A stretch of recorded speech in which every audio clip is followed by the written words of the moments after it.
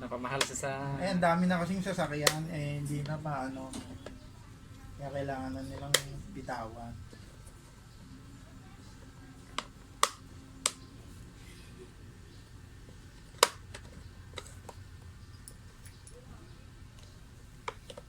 So, bumili pa ako ng bago. Bibili pa ako ng bago. Hindi magkano rin yun eh. Nakita ko eh, 6,000 pare. Hindi na. 7.5 ngayong nakita ko sa post eh. Hindi na. Pagawa ko na lang. At least, alam ko naman yung ano eh. May malapit ng pagawaan.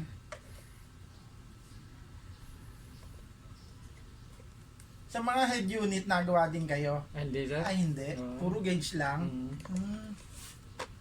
Kala ko mga head unit, nagawa yung mga Pioneer. Hindi. Kasi meron ako isa doon, dalawang palit ako LCD. Natugtog naman siya. Ang problema, wala yung screen niya, puti lang siya. Tingin ko baka may nag-short. Baka may problema LCD niya. Yung IC ng LCD pwede. Kasi nakadalawang LCD na ako eh. Na ano, bumili nga ako eh. Dalawa nga yun nandun sa akin. Problema, widescreen pa din. Tapos, Pag nilagay yung bago, widescreen pa din siya. pero natugtog siya. Oo. Nawala lang yung screen niya. Baka yung IC nga siguro, IC ng mismong LCD. Pag ganun, kaya niyo yun? Hindi. Hindi niya kaya yun. Kaya hindi ako na ano nun. Kulang-kulang ako sa gamit eh. Wala pa akong pang reading ng mga signal. Pioneer pa naman yun. Ah. Mahal pa, bili ko doon dati, NCML pa yun eh. Hindi, kaya nagpalit ako niya Android eh. Ikaw na rin nagkabit na.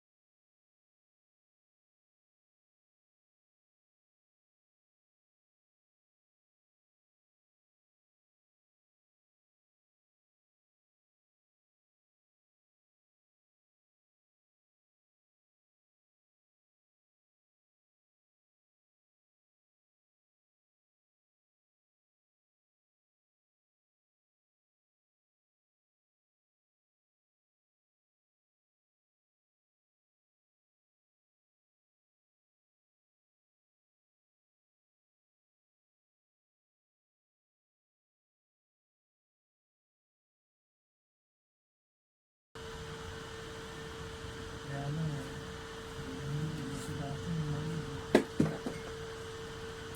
Yung sa akin yung franchise, pero binenta ko na yung mga gamit. Sabay ng motor shop ko, wala na rin. Ulit na ako. Dahil walang naglalabas eh. Malulugi ako ng ano, sa upa. Upa ako, parang 4,000 ata upa ko. Maliit lang upa ko.